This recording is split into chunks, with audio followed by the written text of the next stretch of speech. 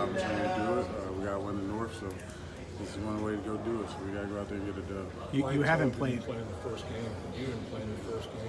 You guys have had some big-time battles. Yeah. Two studs going against you, so you're looking forward to that matchup. Yeah, I'm always excited to play against another good offensive guard. The whole front line is pretty good, so I'm excited to play against these guys. You haven't played against Deshaun yet, have you? Because you were out in 2020. Yeah, I've never right? played against Deshaun. Are you looking forward to Yeah, that aspect? Because it's different. fun. Right? It's different. Being on the sideline with him is a lot different than being against him. I'm aware of some of the things he can do and how special he is as a player, so I'm excited to go out there.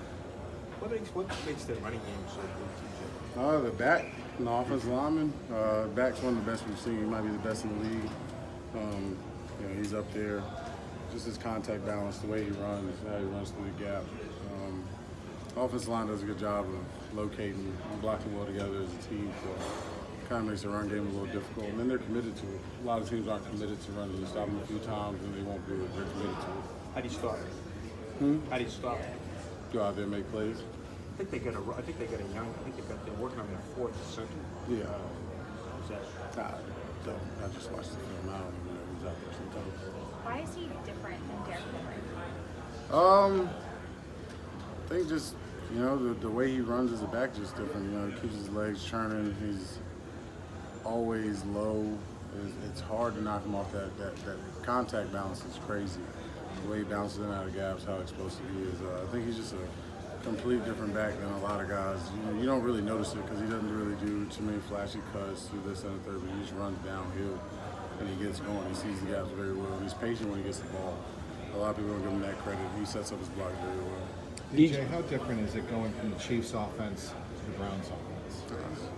Two different offenses, but it's like flushing it the next week. You got to play a different team, so it's not that big of a difference for me. I think the expectation was that this year you guys would be better, right, and win a Super Bowl this year. But standing here right now, this week against the Browns, this deep into the season, do you feel like this team is more complete than the one that you saw last year?